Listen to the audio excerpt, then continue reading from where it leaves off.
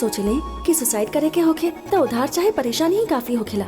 ऐसा जरूरी नहीं खे एगो शैम्पू के बोतल जौन ऊंचाई पे होखे ना तो हमार माँ ही काफी बाड़ी। इस शैम्पू इतना ऊंचाई पे काहे बा? इस शैम्पू तो हमार माँ इतना ऊपर रखले बाड़ी। हम लंबा हो जाए एक खातिर। अब शैम्पू उठाए से तो केहू लंबा होखेला ना।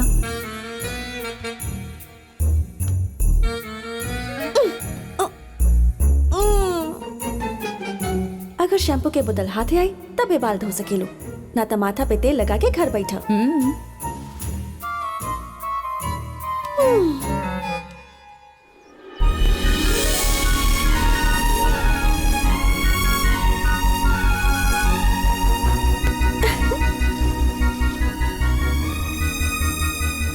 अनु, सब ठीक तो बाना?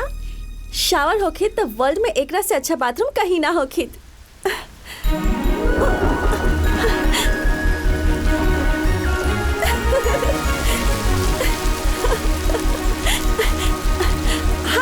आपका हाय जी जात वक्त जौन बारिश आवे के चाहत रहे उ लौटत वक्त आ गइल। भानु जी के ही आई? अनु हैदराबाद से आई है। अच्छा भी है ना? हाँ अच्छी तो बाड़ी, लेकिन कपड़ा पहनती तो और अच्छा लागत। उल्लू कहीं के ओकरा खातिर आम बात बा। आम बात बा? कान के सारा सितार बजत बा। सुनी जी। हाँ हाँ जी बोली। ऊपर चलब का? चले तो जरूर चाहता नहीं, लेकिन जाई कैसे? हम उठा के ले चली तरह के।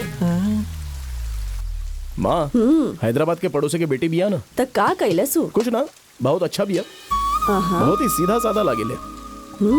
अच्छा ही बा कि आंटी के कोनो आदत एकरा में ना दिखाई देवेला, ना तो अनुसुईया ना असुहिया बुलावे के पड़ी। का भइल? गाल पर हाथ फेरत काहे आ रहल बाड़ी? अरे माया बाड़ी ना, वो चुड़ैल बाड़ी भाई। आखिर भइल का? थप्पड़ मरली हमरा के। बाकी मरलस काहे? दरवाजा अटक गइल बा, खोल नहीं के रहल। खोल देता नहीं। इतना पता मारी ना। हमरा कपड़ा बदले के कौनो बात ना, आप अपन कपड़ा बदली हो में हमके का परेशानी हो सकेला? बदलना बदलना। ए हाउ पना मारियू। रहुआ जाए तो हम दरवाजा। हाँ दोबारा अटक गई तो मुश्किल हुई, खुला रह के ही बदलना ही ना। उल्लू कहीं का। ऐसा ही मरले रहे ना? तनी हल्का मले रही।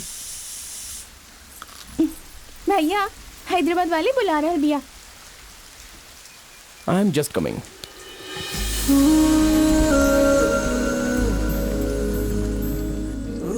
हाँ सब ठीक बा कि कुछ चाहिए? मूंगफली चाहे भुट्टा चाहे छुहारे चाहे सोन पापड़ी, गन्ना उखड़ के खाए के बा कि मोतीचूर के लड्डू चाहे देसी घी के हलवा चाहिए? तनी खर्चा पे भी ध्यान दा मालिक। पहला बार हमनी के घरे आइल बड़ी, अब खर्चा थोड़े देखत रह। ऐसे टीवी चाहिए। नीचे टीवी बा। हमरा लेट नाइट तक देखे के आदत है। तो उहे यहाँ रख देता नहीं तो बाकी लोग? वो यहाँ आ जाई हैं। हम भोजपुरी ना देखिला। तो यहाँ के लोग भी भोजपुरी ना देखी हैं। कोनो बात ना, वो टीवी के उहे रहे दा। तू एगो नया टीवी खरीद ल, है ना? हाँ वो बात बोल दो ना। हाँ और साथ में यहाँ एसी लग जाए तो अच्छा होखी।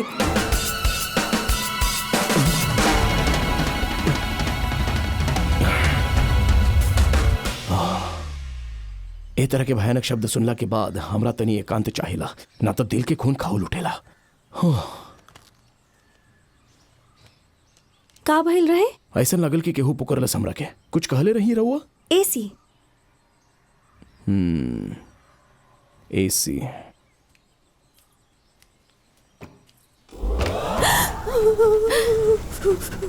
ठंडा लग रहल बा ना? थोड़ा गरम चाहिए। रात भर खोलल बंद कइल करत रहब तो सुतब कब?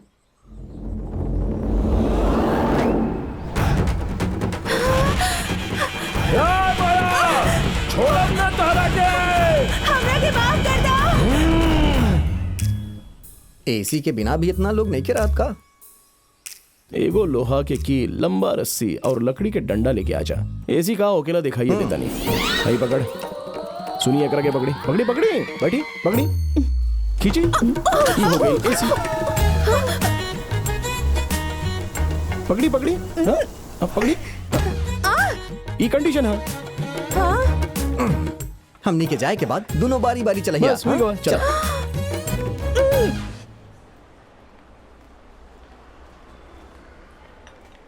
25,000 तक में अच्छा टीवी चाहिए सर। 25,000 के चाहिए अच्छा चाहिए?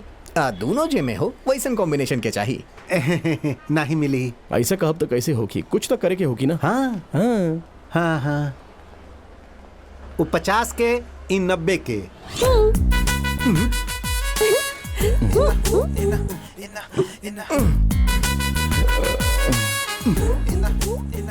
कान बंद करके देखा, कलर्स दिखाई दी। आंख बंद करके देख पता, साउंड पता चली।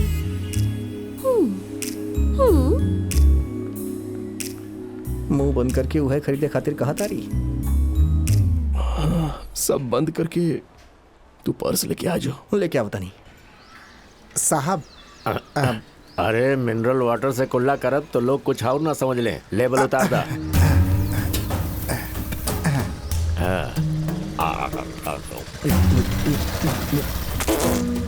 आनंद बिहारी। एक एक घर में न तो आनंद बा ना ही बाहर बिहार बा, बस शरीर में खाली चर्बी बा। थू। एगो और नया टीवी। थू।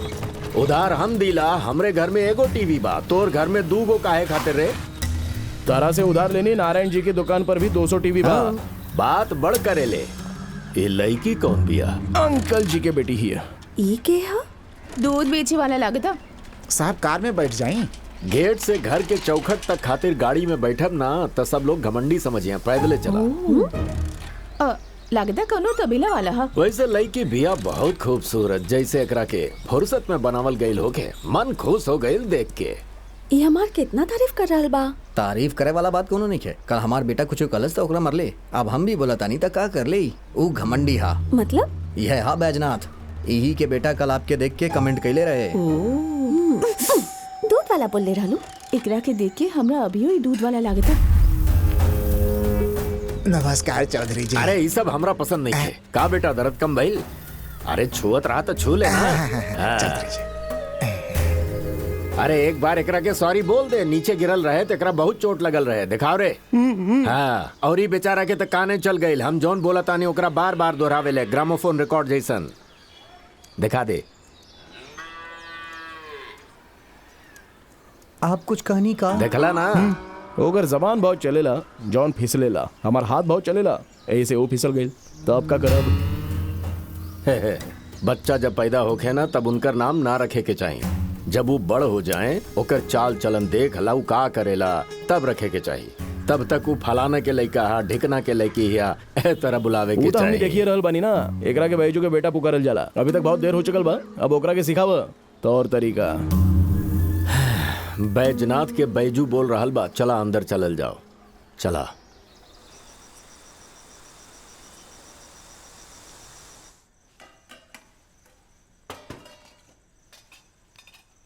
का भइल बेटा, उदास लग रहल बाड़ा? एक के दिन में 90,000 के शॉपिंग करवा देलस। त का गलत कैलस? ना ओकरा के लाके गलती कर दी।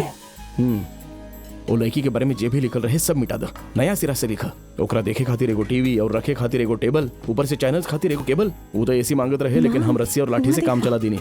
हाँ? अरे बाप रे बाप रे बाप बाप। रुको ना माँ, बेटी के इतना साल तक मेंटेन कैले बाड़े, मतलब अंकल के नोबेल प्राइज दिल जा सकेला।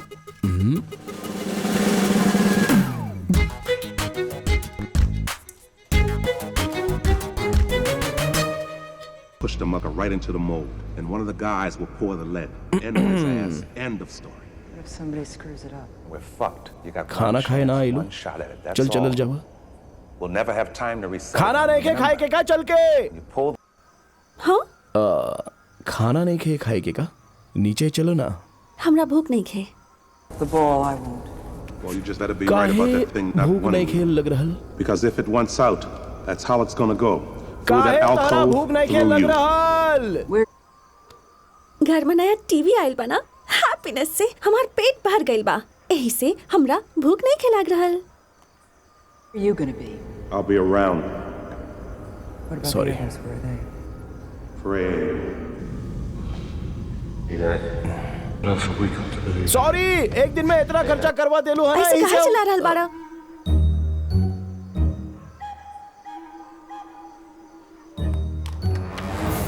यही से अब चला।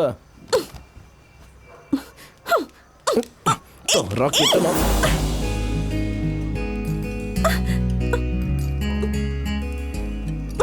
बैठा बेटी।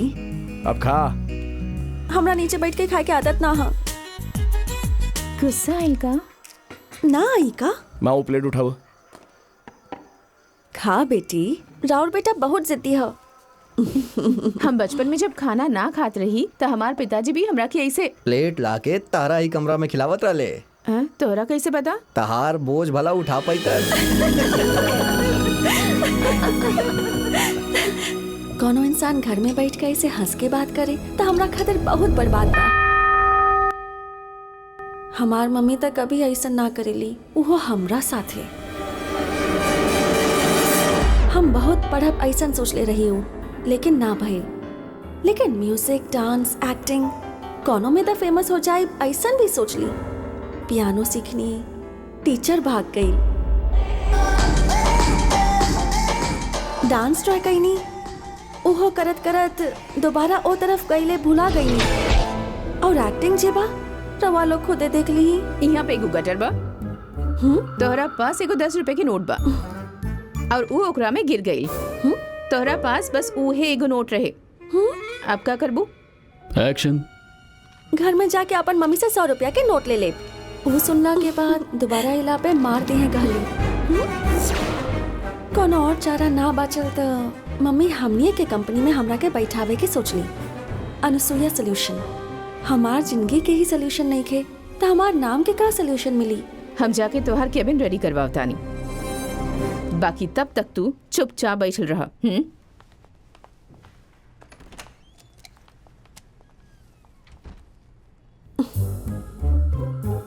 हाय। का बात बा?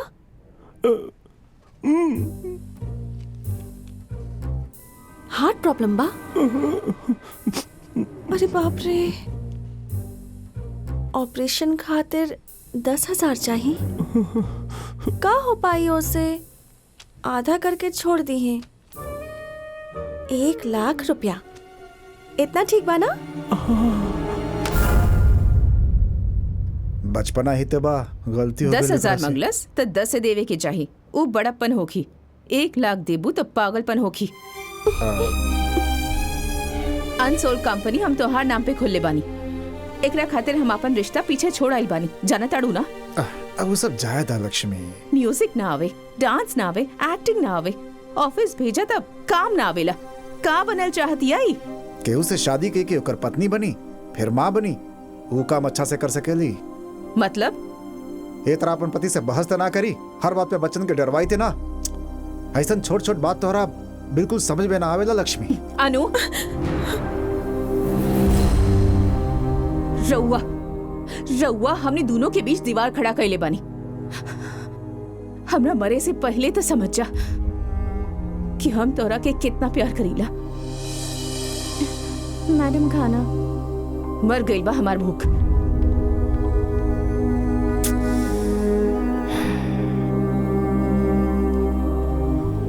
तू देर कर भूख खाए में तो हमार भैया जबरदस्ती खिला दी है। खा।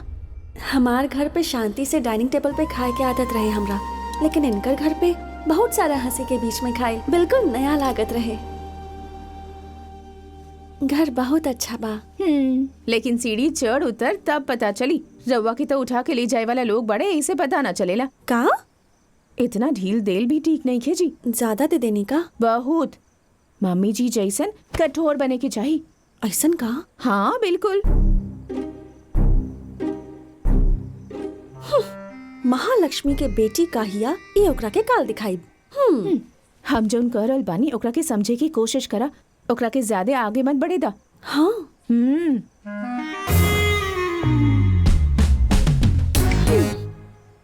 नितिन, सांप के बोलेला तब बिच्छी आ गई। सांप सूत गइल, ई खातिर बिच्छू आइल बा। नितिन! का भइल अनु? टीवी नहीं के चल रहल? चूहा आइल रहे। चूहा? हाँ चूहा ना, एगो चूहा रहे। So what? बेड पे आके हमरा के काट ली तब सवेरे मर मिली। मजाक रहे। ओकरा वापस आवे तक यहीं रहा। ओकरा के पकड़ के साथे ले जाइए।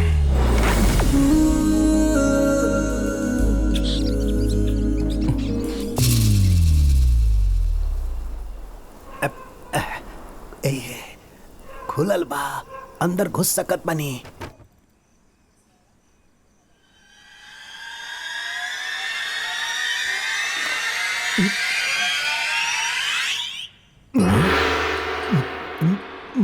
कौन हवे रे तू? हम हैं प्रताप राव, अंतरराष्ट्रीय चोर। तोरा के गांव में पहले तो नहीं के देख ले। घूम घूम के थोबड़ा देखाई कोनो हीरो है का? चोर हैं। इन्हें सूरज निकलेला और होने हम गायब हो जानी। वो हमारा स्ट्रेस बॉल है। बहुते मुलायम बा। रात में चोरी करेला वो तो ठीक बा। हाँ। दिन में का करेला sir? Physical fitness, meditation, yoga. चोर भला ये सब कहे लेवेले? चोर लोग इंसान ना होखेलन का? ये सब ना खाइब तो भागब कैसे? हमके ही कोनो समझदार चोर नजर आवत बा।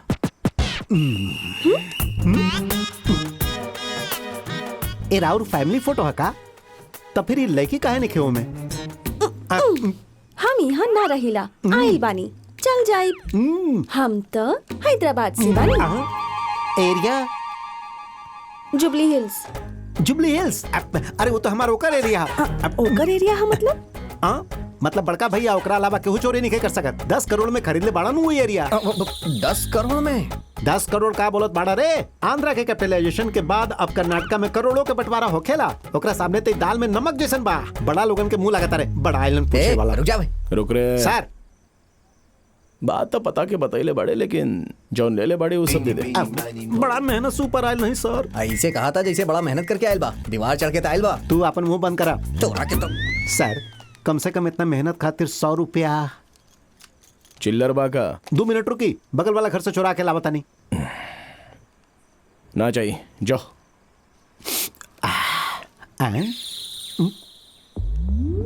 एजा इतना लोग बात कर रहल बड़ा नु, आराम से सुतल बिया, मतलब जरूर कोनो भाग्यशाली होखी या फिर मर चुकल होखी। चेक कर लही। एसी